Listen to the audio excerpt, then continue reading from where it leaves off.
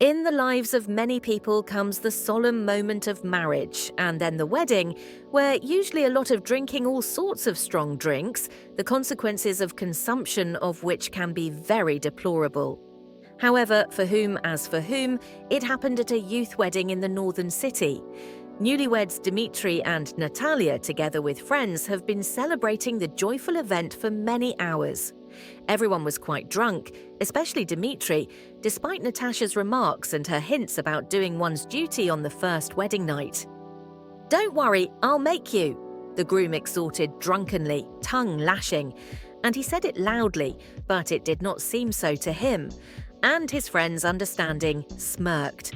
The bride, in spite of the fact that she was going to drink only champagne, was also quite drunk, as she was persuaded to drink a little vodka, which she pushed on.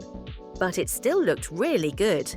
Short dark brown hair, a core with a white flower, a beautiful white dress, white stockings with a wide elastic band, and white shoes on a small heel.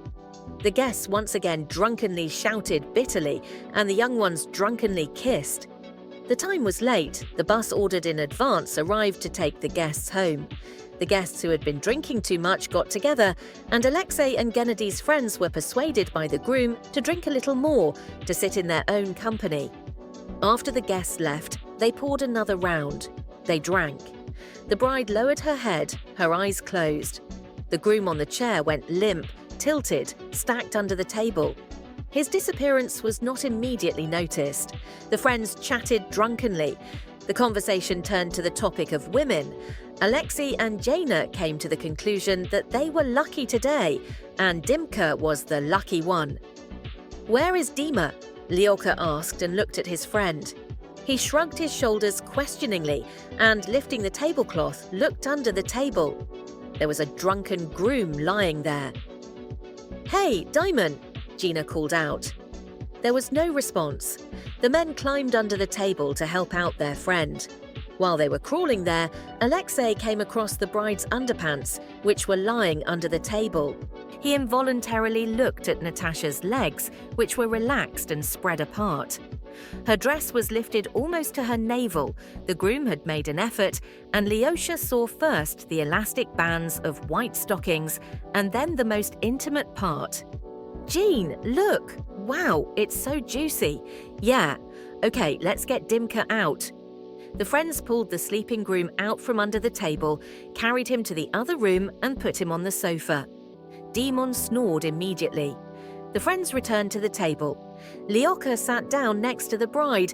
He remembered what he had seen under the table and, carefully sneaking around, put his hand on the bride's thigh just above the stocking. Had he listened? Natasha was dozing. At that time, Gina poured 2 shots. Well, to the bride and groom. "Jean, wait with Natasha. Come on, wake up." Lyoka lightly squeezed the woman's thigh. "Natasha, wake up," Lyosha repeated several times, shaking her by the leg with one hand and by the shoulder with the other. What? And where is Dima?" exclaimed the bride, waking up. She raised her head from the table and looked around the room with a hazy look. The room was spinning. Natalia fixed her gaze on the men. Lyosha stopped shaking her and took his hand off her thigh. "Where is Dimka?" She repeated her question. "He fell asleep. We took him to his room." "Oh, I hear him snoring, that's it. He's drunk, what am I going to do?" "Have a drink with us, we're his friends." "Yeah? Okay, if he's like that, let's do it." "Well, that's fine," said Gina, and, handing the bride a shot glass, sat down next to her on the other side.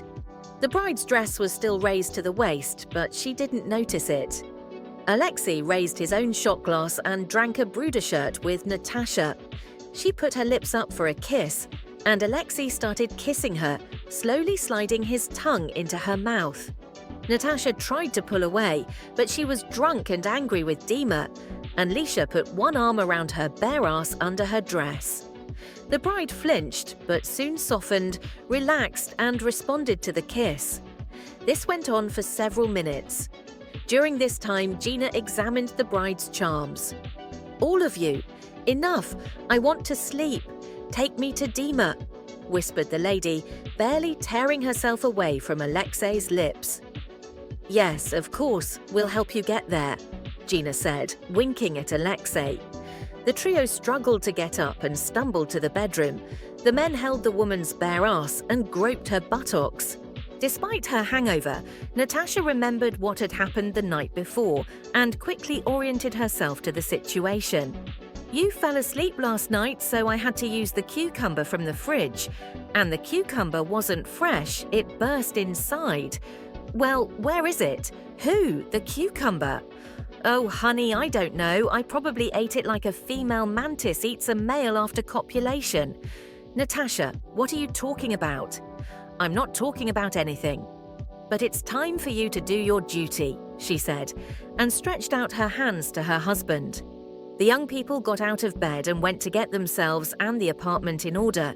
It was the second day of the wedding, and the guests would arrive in a couple of hours.